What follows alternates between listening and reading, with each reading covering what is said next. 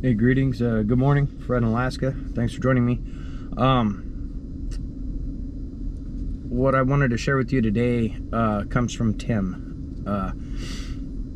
Tim is his real first name. He asked me not to use his last name, and that's fine. They were, this happened just this last fall up near a place I've been to a few times, North Fork of the Golcana River, just past Sweet Lakes. This is, gosh, just offhand, the fifth experience from that area that's been shared with me from hunters.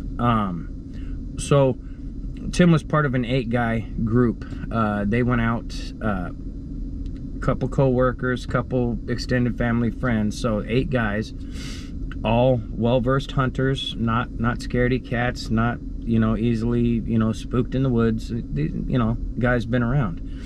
So they go, and only a couple of them were lucky with their caribou, with their filling their tags. And they had, out of the group of 8, they had 5 caribou total, and they had them quartered out and had them in, game bags and whatnot. And on one of their little tow trailers for their 4-wheeler, it was basically a modified snow machine trailer, which they had the hardest time getting it because of the width of the axle and the trails and stuff. They've since changed it, but they had modified a snow machine trailer to hang this caribou meat on. Now, they had no issues the whole time they were hunting. The whole time they were recording, nothing was an issue. They had a couple days left on the planned trip, and some more guys in the group wanted to fill their tags. So everyone was a little anxious because time was running out, and they had to go further and further away from camp to find the caribou because of hunting pressure. Anyone who's been in that area knows what I'm talking about. It's like a friggin' shanty town through there. I've never seen anything like it in my life. Anyway, so they were on the outskirts of the hunting shanties. Probably, I mean, from the way he was describing it was probably near where I've camped before, which is, it's a beautiful spot. You get up on the rise there, and you can see across the little river valley there to the other side that goes back towards the Denali highway. So anyway, basically in the same area where I forget the name, it escapes me at the moment. The guy had his family screamed at or whatever, and they left the next morning, him and his wife and son. Anyway, it's a couple videos back, which, that's another thing. Anyone going to that area, even if you just listen to this stuff as stories or whatever, just keep some of these things in mind. Weird sounds, weird whistles, weird screams. Just be aware. Even if you have no dog in the fight, don't believe they exist, irrelevant. Just hear what's being said.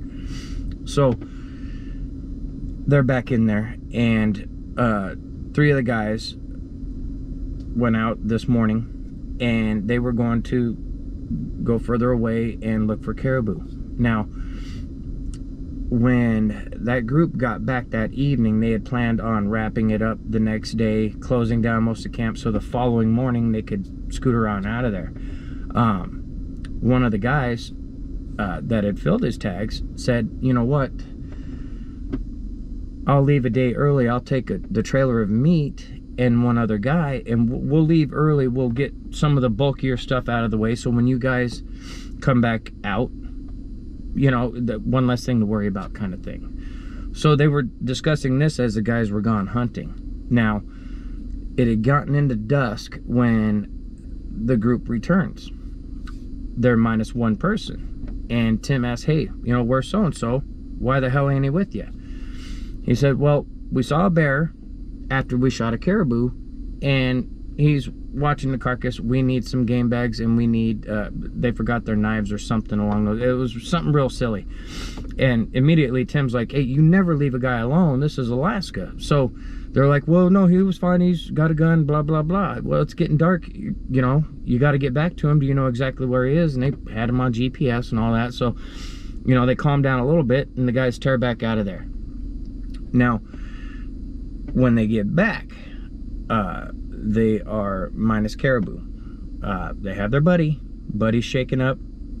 Said because by the time they got back to the guy, it had gone in the dark, and the guy was just sitting there with the headlamp. Well, according to this guy in the hunting party, a bear came in on him and spooked him off the caribou, and it was too dark for him to shoot the bear, and he wanted to make sure he had shot placement if he was going to shoot a bear, so he figured it'd be safer back away from the caribou and let the bear at it until his friends returned. They could chase it off and salvage what they could. Well, by the time his buddies got there was nothing to salvage because there was nothing to be found. It was just no trace of the caribou outside of the blood and gut pile.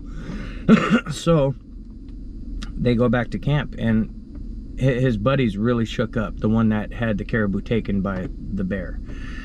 Now, pulls him off to the side, and the guys are talking about leaving in the morning with the excess meat and all that other stuff, right? And there was another day of hunting to be had.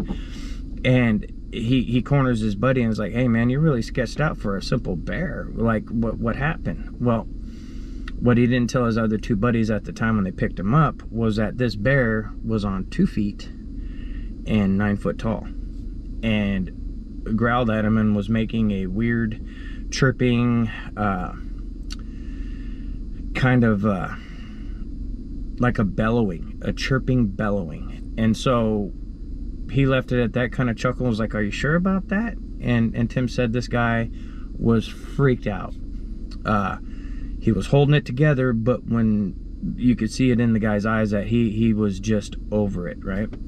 So I mean, you know, Tim was like, I didn't know what to say to the guy. You know, I've never seen that before, but he obviously saw something that had him spooked.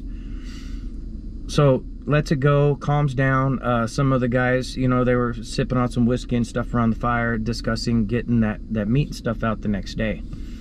Now, what they ended up agreeing to was 4 of them were gonna go out with the meat and stuff, because it was that trailer wasn't a really good choice. So they figured they may need some extra hands, and if one of them decided to come back, he'd have enough time to make it back to the camp. So they got it figured out, and the guy that had his taken by the bear said, I'm leaving tomorrow as well.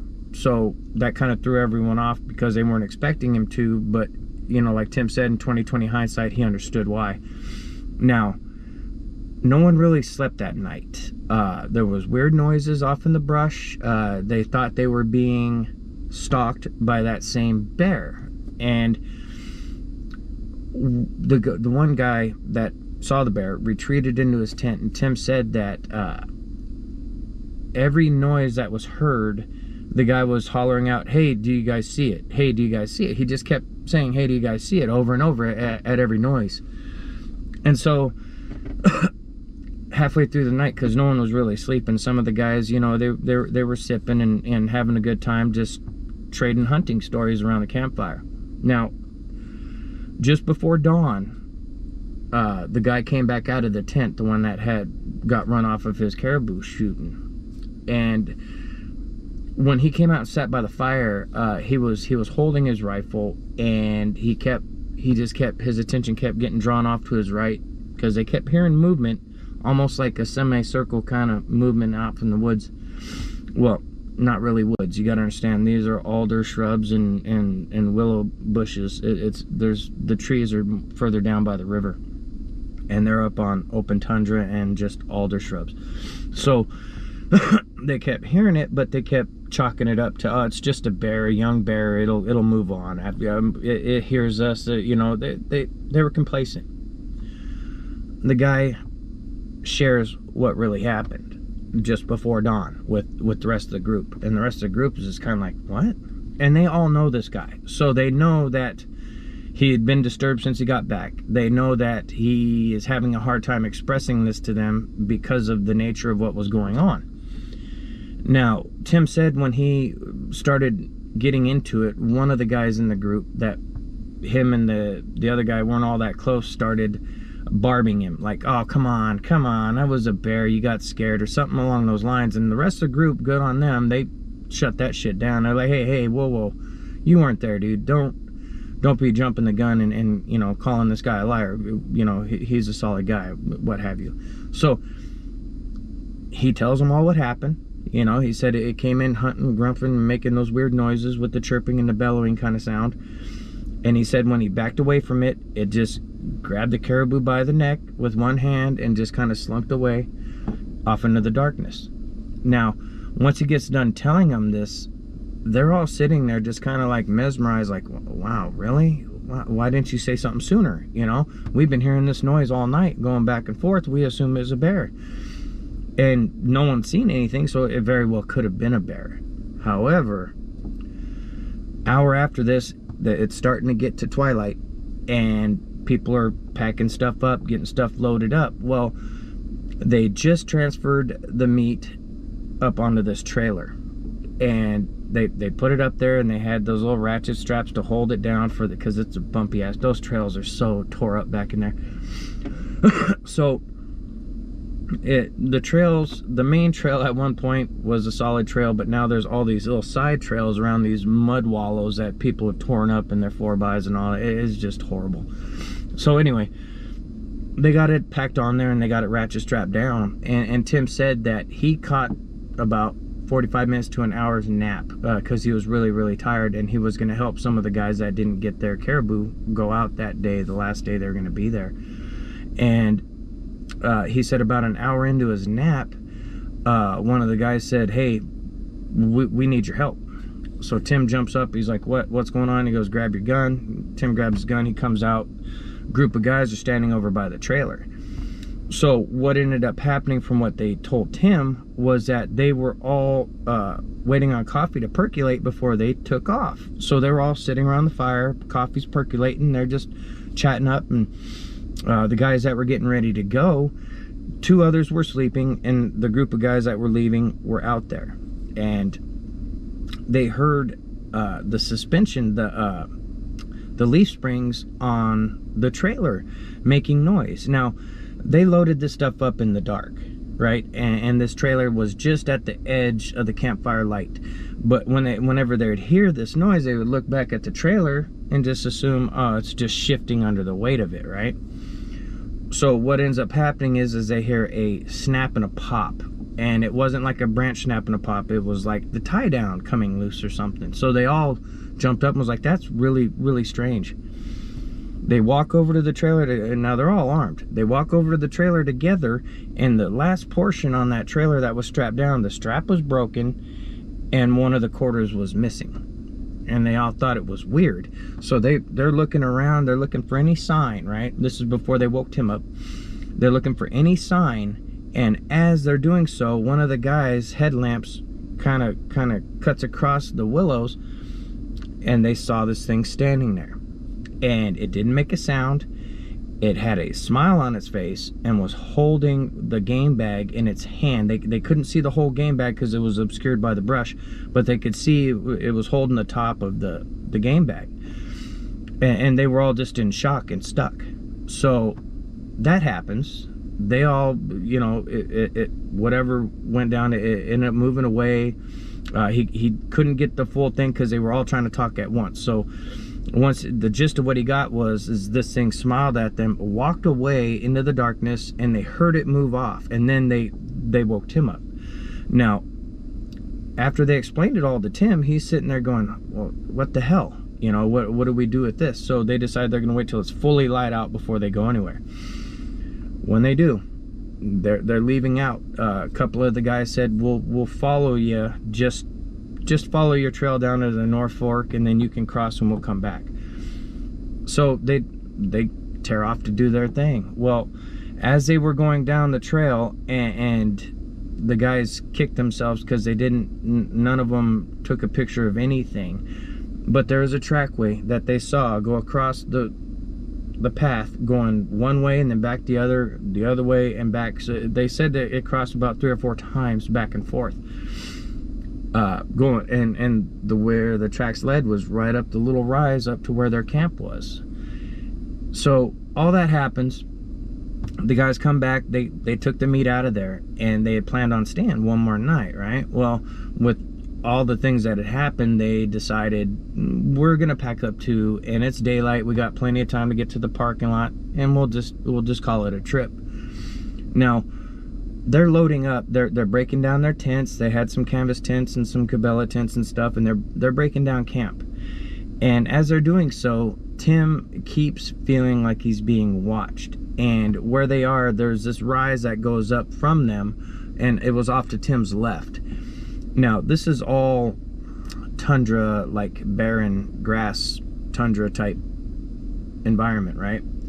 So going up this rise, it's fairly clear to see anything there. If there's a caribou, a moose, or whatever, it's gonna stand out like a sore thumb. So out of the corner of his eye, he notices movement. This black dot way off in the distance movement. So he'd stop and look, and when he'd look, the dot wasn't moving. It was just a black spot at the distance it was. He guesstimated about 400 yards. Small black dot. And he thought, that's awfully small. You know, with what's going on, he was a little spooked. So as it goes on, and he's loading up, he's doing his thing, he keeps getting drawn off to his left up that rise. And so he tells his buddy, hey, look over my shoulder, tell me what you see. Is there something up there on the hill moving? And his buddy goes, oh yeah, there's a hunter up there. He's walking down. He's going, you know, heading whatever direction. So he turns around and looks, and sure enough, there's a bipedal walking down this rise. And so he's like, well, that's weird. I wonder how long he's been there. And they're talking about a hunter, and then as they're both talking to each other, Tim said they had the realization at the same time, and both their eyes got big looking at each other, and they both turn again and watch this thing. Once it walked off, two of the buddies went over on four-wheeler to where they saw it and stood. And where they stood, for size reference, they were barely noticeable the top of their heads. So this thing had to be very, very tall to be noticed like they noticed it at that distance. So once they got the size reference or whatever, they came back over, and they just ended up packing up and getting out of Dodge. There's, from this same area, there's been a guy that shot through his tent. There's been people on the Denali highway there that had these things watching them in the campfire light. Jeez. I mean, probably 6 or 7 that I've just shared on this channel from that area. So if anyone is going out towards that area, which is, it would be probably, if you're coming from the Paxson side of the Denali off the Richardson, it's going to be the first big pullout, and those locals will know what I'm talking about. It's the biggest gravel pullout there coming from the Paxson side. I forget how many miles in it is exactly, but it's a trailhead that goes past Swede Lakes on down to the North Fork of the Golcana. So if you guys are going to that area, just keep this in mind. Keep these things in mind. Grant you, these things were stealing from hunters, accosting women, basically. Things like this. McLaren River. You know, there's a couple kayakers that kayak same general area, people. It's not like the other part of the state. Grant you, it's a large state, but it's in the same geographical area. So if you're going to these areas, I'm not saying there's a hairy man behind every bush. That's not what I'm saying. I'm saying be aware of the potential. That's the whole purpose of this channel and the map on the website, is so people can see, oh, I go to that area, let me check it. Okay, this happened to so-and-so whenever. Just be aware of these things. We have 500 to 2,000 missing people a year. I'm not saying the hairy man got them, but even if one of them was taken by a hairy man, that's too many. So just be aware out there. Let's see. I have some more voices from the village coming up in the near future. I got some interviews lined up. There are some scheduling difficulties. Some of the people have prior engagements with other things and whatnot, but those will be coming soon. And thanks for joining me, and we'll catch you guys on the next one.